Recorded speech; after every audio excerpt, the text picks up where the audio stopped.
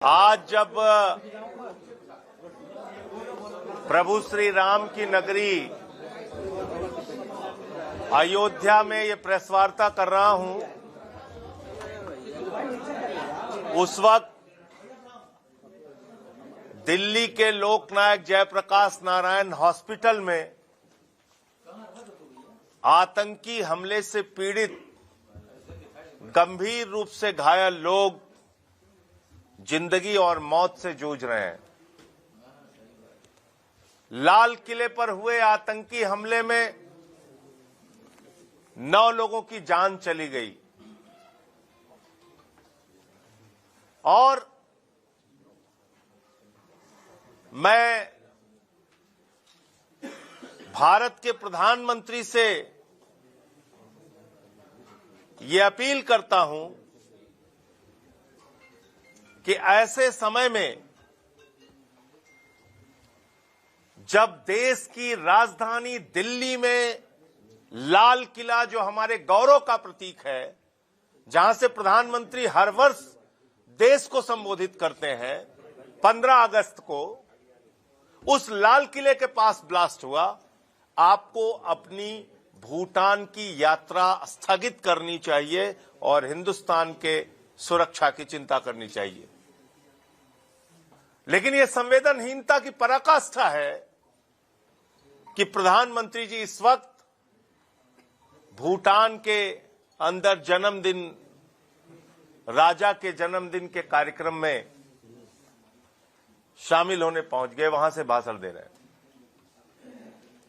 मैं याद दिलाना चाहता हूं प्रधानमंत्री जी को, प्रधानमंत्री जी आपने कहा था देश के ऊपर कोई भी आतंकी हमला, 9 मई 2025 का आपका बयान है,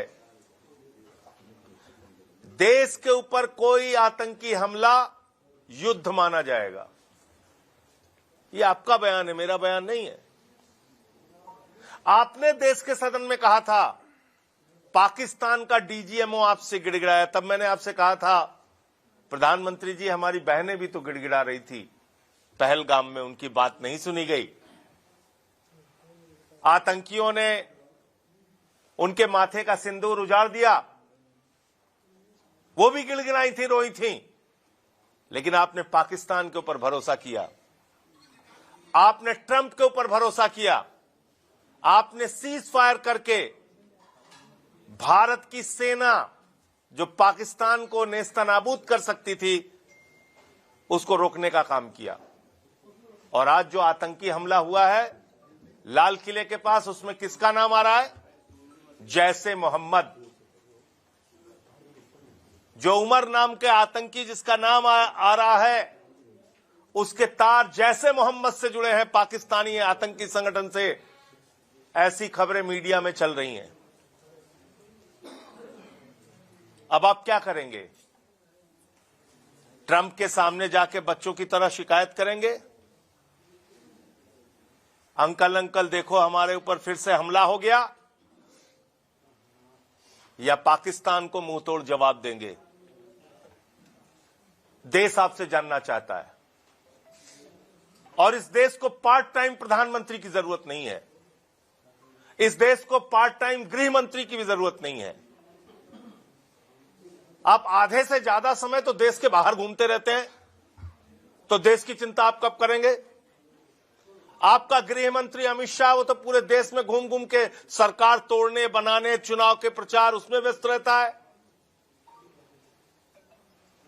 तो देश की सुरक्षा की चिंता कैसे करेगा? वो बिहार के चुनाव में व्यस्त थे। फरीदाबाद में सैकड़ों किलो विस्फोटक पाई जाती है कल ही,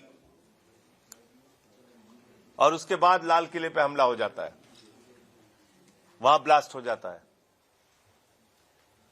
तो क्या इसका मतलब जो खुफिया जानकारी आपके पास थी, जिसके आधार पर फरीदाबाद में इतना बड़ा विस्फोटकों का जखीरा, हथियारों का जखीरा पकड़ा गया, क्या उसके बाद भी आपने कार्रवाई करने में हीला हवाली की, और कहां की? ये देश आपसे जानना चाहता है। मैं सर झुका के प्रभु से प्रार्थना करता हूं, जो भारत के निर्दोष नागरिक इस आतंकी घटना में मारे गए हैं, उनकी पुण्य आत्मा को ईश्वर शांति प्रदान करे और जो लोग घायल हैं उनका शीघ्र इलाज हो, अच्छे से इलाज हो और वो ठीक हो सके। मैं सरकार से चाहता हूं कि वो इसमें सख्त से सख्त कार्रवाई करें और जो लोग इसमें शामिल हैं उनको ऐसी सजा मिले जिससे पीढ़ियां उस बात को याद रखें।